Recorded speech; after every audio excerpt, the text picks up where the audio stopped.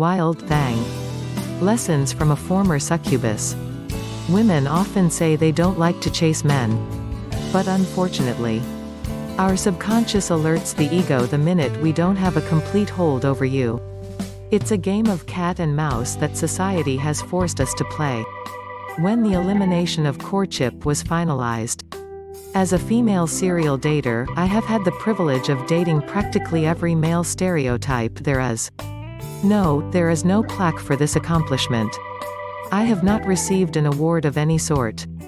The only trophy displaying the circus show which features my whirlwind love affairs is this lovely list where nicknames perfectly describe each suitor. In an extreme form of gender discrimination. Bear with me.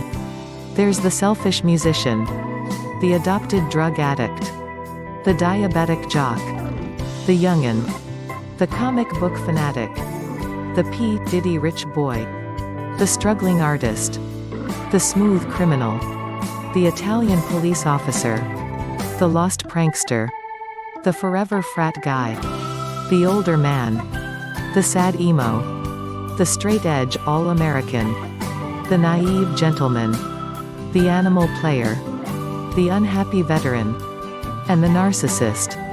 Combining confidence and mystery.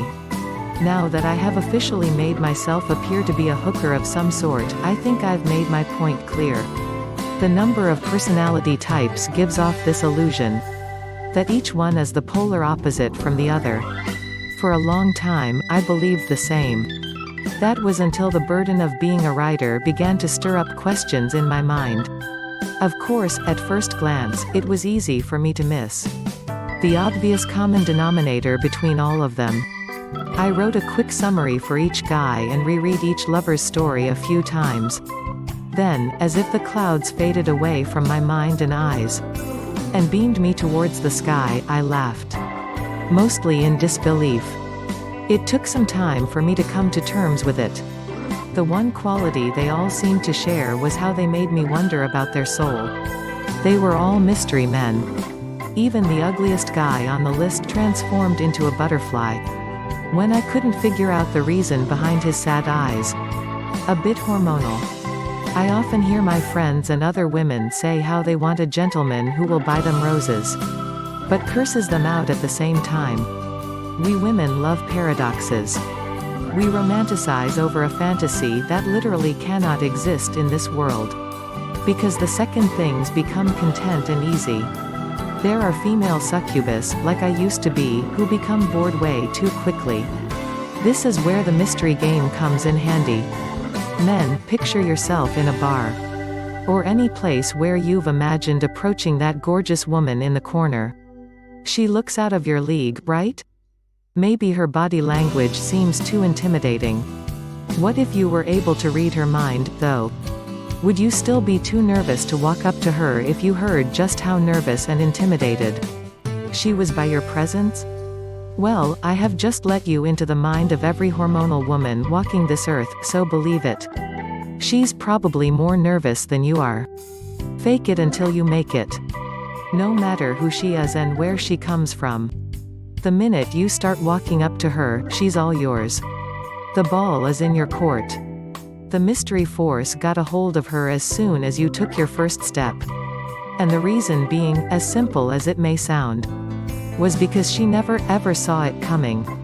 Even the most beautiful and exotic females never think men are going to hit on them. Because they rarely get approached by a real man who walks, talks, and believes confidently in himself. Are you mysterious enough? Thankfully, we're unable to read each other's mind, so taking a risk is inevitable. I bet you may be asking yourself, how do I make myself seem and appear mysterious? This is not the time to freak out, because there really is no need to. Simply pretend you're this confident man who knows his worth and fully believes in himself. Act as if you are someone else. Think about the person you want to be and start practicing. It's going to feel awkward at first, but just like learning how to ride a bike. Eventually, one day, you won't even notice that the training wheels are gone. You will learn how to ride your own bike. Practice is key. Try a 15-minute pickup exercise every day for an entire week. Set a timer for 15 minutes and stand in front of a mirror. Don't be shy. This isn't the Truman Show, so relax a little. This exercise is meant for you to look at yourself and truly find appreciation for who you are. And also check out the many different facial expressions that show off those hidden features. By knowing exactly the way you look, you'll get to know and like yourself, and with practice, you will learn to like yourself for who you are. Transferring the confidence from the bathroom into the real world. At least try it.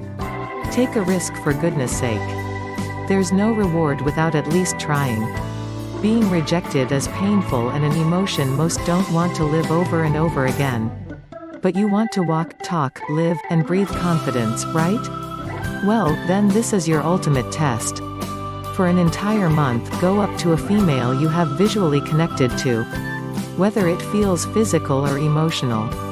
Forget who your nerves tell you to be and unleash the mystery man inside you.